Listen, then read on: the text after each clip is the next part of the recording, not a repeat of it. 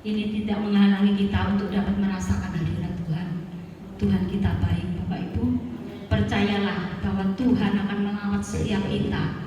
Amin. Sebelum kita akan memulai ibadah kita, saya akan berdoa. Bapa yang di surga, yang kami sembah di dalam nama Yesus, Bapa yang baik, sungguh baik dan teramat baik. Kami datang padamu Tuhan, mengucap syukur atas segala apapun yang Kau perbuat dalam hidup kami Tuhan. Biarlah penyertaan-Mu, peliharaan-Mu Tuhan. Terima kasih buat pengorbanan-Mu di kayu salib.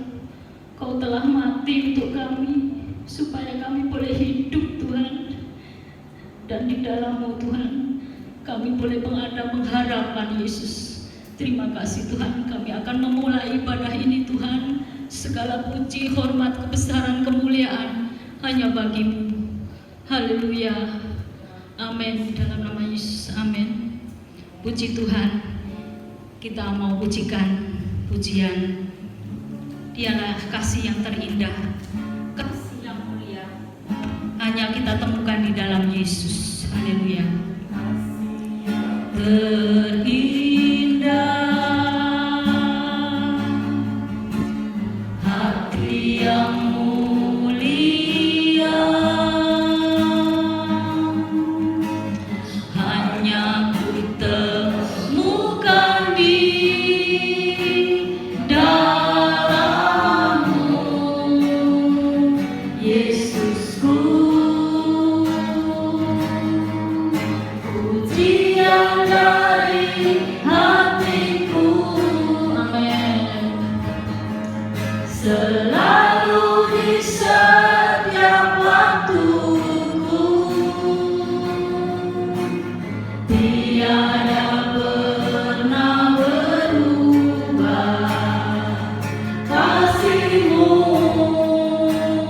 hanya terbesar, karya terbesar dalam hidupku.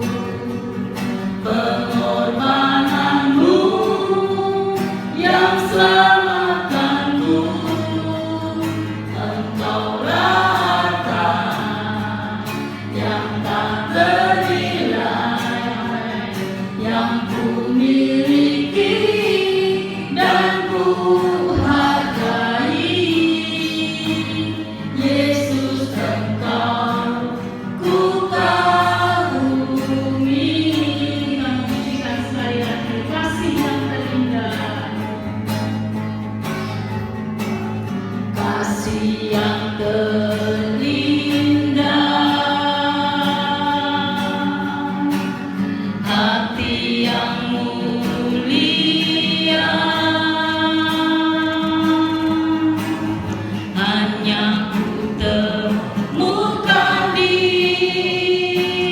dalam-Mu, Yesusku. Amin.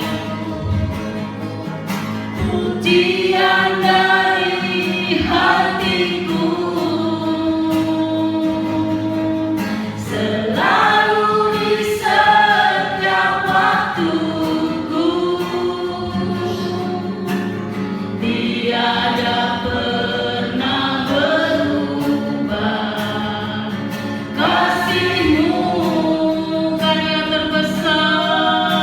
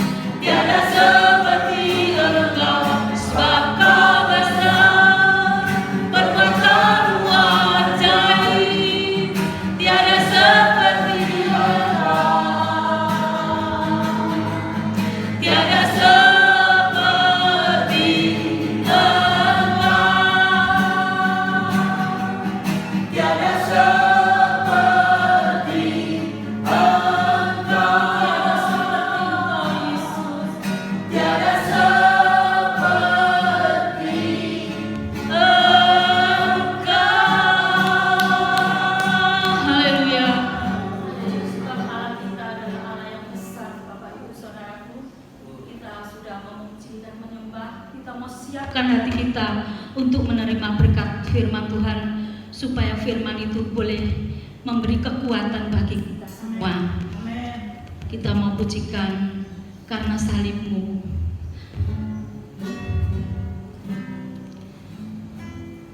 Karena salib-Mu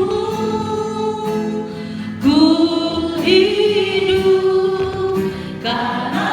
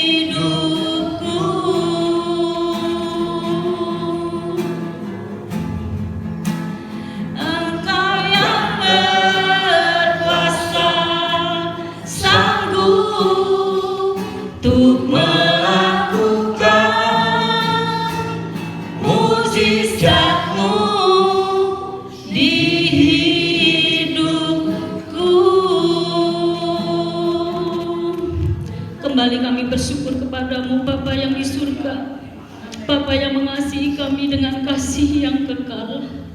Kami sudah memuji menyembah padamu Tuhan. Biarlah setiap pujian penyembahan dapat menyenangkan hatimu. Sebentar kami akan mendengarkan firman-Mu Yesus, supaya berkat firman-Mu dapat menjadi kekuatan bagi kehidupan kami, anak-anak-Mu yang percaya Yesus. Kau yang memberkati Bapak Gembala kami, Bapak Pahala, untuk menyampaikan berkat firman ini Tuhan. Biarlah Kau berikan berkat-Mu Tuhan, apa yang menjadi isi hati-Mu Tuhan, menjadi kuat. Segala puji, hormat, kebesaran, kemuliaan hanya bagi-Mu. Dan di dalam nama Yesus kami berdoa dan mengucap syukur.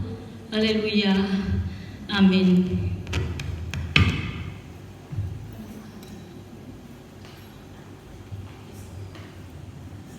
Shalom. Pasca tahun ini sangat berbeda dengan tahun-tahun yang sudah kita lewati. Tapi saya himbau semua sidang jemaat untuk tetap semangat.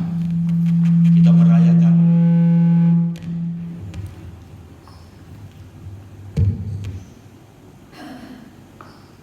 merayakan Pasca, kemenangan. Yesus sudah bangkit. Biarlah pagi hari ini kita mau dengar nasihat firman Allah untuk kita semua dari peristiwa Paskah tahun 2020. Saya mengambil ayat dari Injil Matius pasal yang ke-26 yang berbunyi demikian, ayat 1 sampai ayat 5. Setelah Yesus selesai dengan segala pengajarannya itu, berkatalah ia kepada murid-muridnya, "Kamu tahu bahwa 2 hari lagi akan dirayakan Paskah, maka Anak Manusia akan diserahkan untuk disalibkan. Pada waktu itu berkumpullah imam-imam kepala dan tua-tua bangsa Yahudi di istana imam besar yang bernama Kayafas. Dan mereka merundingkan suatu rencana untuk menangkap Yesus dengan tipu muslihat dan untuk membunuh dia. Tetapi mereka berkata, jangan pada waktu perayaan, supaya jangan timbul keributan di antara rakyat." Kalau kita memperhatikan ayat-ayat ini, Bapak Ibu Saudara yang kekasih, kadang saya bertanya, Paskah itu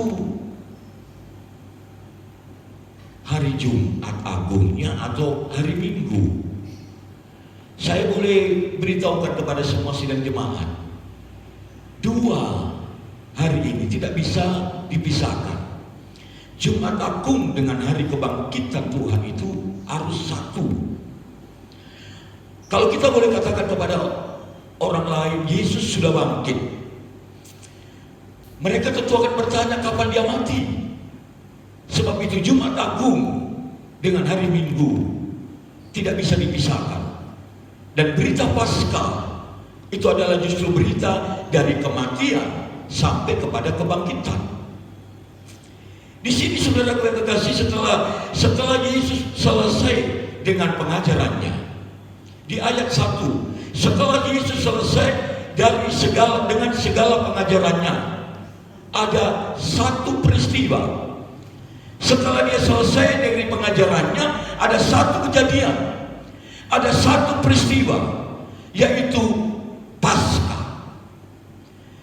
Maka Tuhan Yesus mengatakan bahwa kamu tahu di ayat 2 bahwa 2 hari lagi akan dirayakan Paskah. Maka anak manusia akan diserahkan untuk disalibkan. Perkataan Tuhan Yesus ini didasari oleh rencana Tuhan, didasari oleh rencana Allah. Yesus harus disalibkan untuk menebus umat manusia. Sebab itu dikatakan upah dosa itu maut. Hanya yang dapat membayar dosa itu cuma maut, kematian.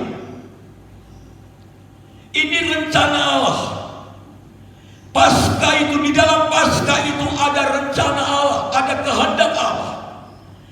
Tapi Bapak Ibu Saudara yang terkasih, kalau kita lihat selanjutnya di sisi yang lain, di dalam Paskah itu ada rencana manusia dengan segala kepentingannya.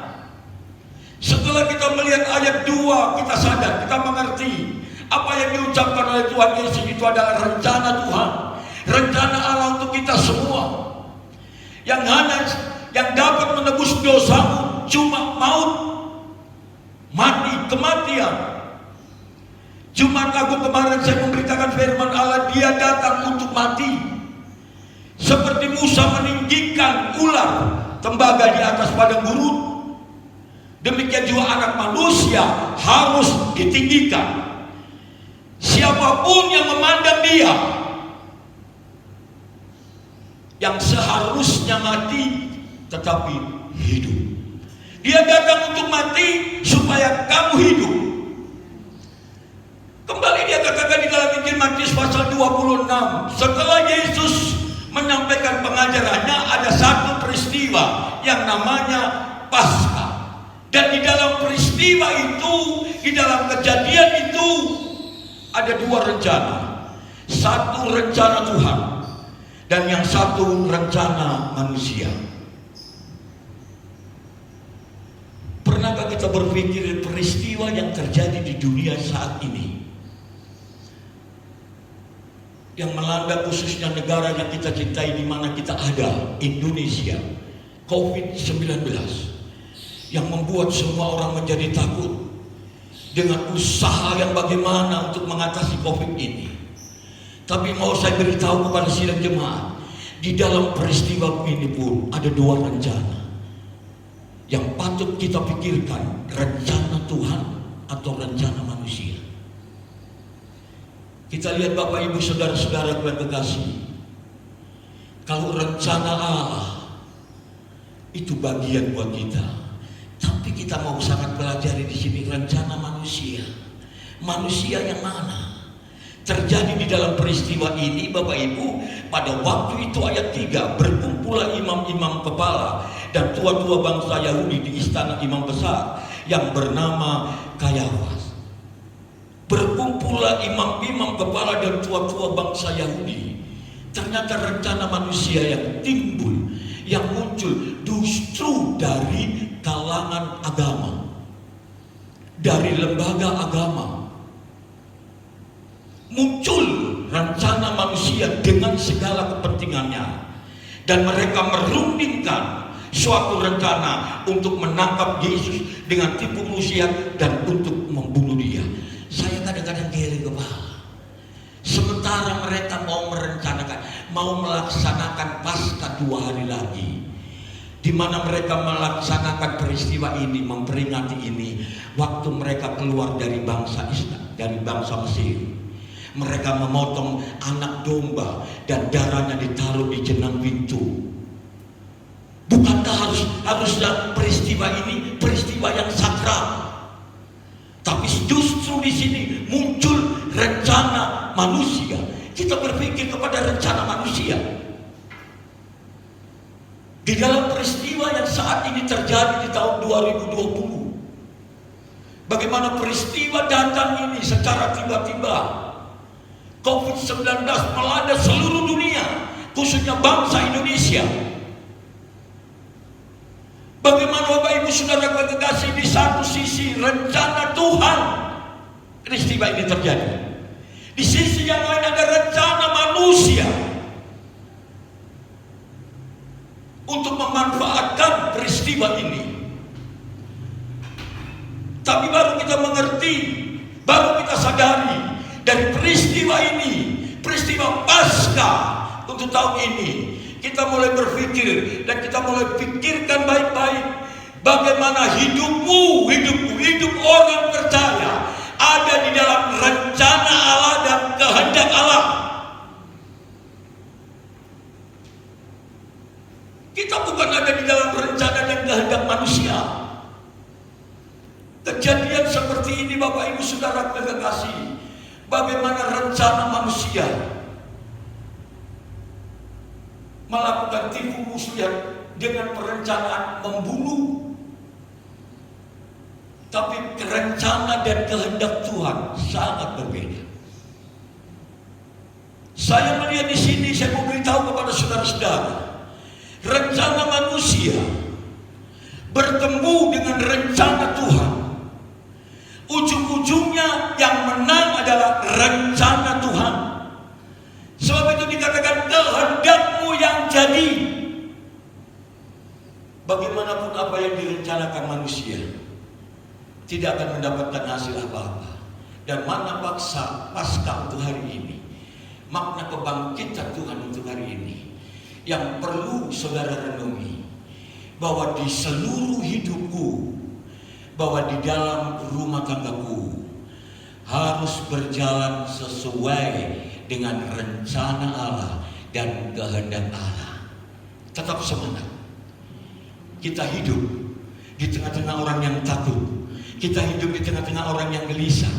Tetapi setelah Anda dengar firman Allah, Paskah, dia bangkit. Saudara harus memaknai kebangkitannya ini. Saudara harus berkata kepada Sang Juru Selamat firman yang menjadi manusia itu Mesias, bahwa hidupku seluruhnya, rumah tanggaku ada di dalam rencana dan kehendak Allah. Lakukan perjalanan hidupmu untuk tahun 2020 ini, dan engkau berjalan di dalam rencana dan kehendak Allah, pasti diberkati oleh Tuhan. Kita berdoa. Terima kasih Bapa di sorga untuk pelajaran firman-Mu siang hari ini. Kami boleh menyadari di dalam ketakutan dan kegelisahan seluruh umat manusia, tetapi kami adalah milik kepunyaan-Mu. Kalau Paskah untuk tahun ini, kami boleh memperingati hari kebangkitan-Mu mengalahkan maut. Kami boleh memaknai bahwa Paskah itu, Tuhan bangkit itu menunjukkan, menyadarkan kami bahwa hidup kami sepenuhnya dan rumah tangga kami ada di dalam rencana dan kehendak Tuhan. Terima kasih Tuhan Yesus. Kami percaya firman-Mu sudah memberkati sidang jemaat-Mu, sudah memberkati seluruh orang percaya. Di dalam nama Tuhan Yesus Kristus kami sudah berdoa dan mengucap syukur. Kita yang percaya katakan amin.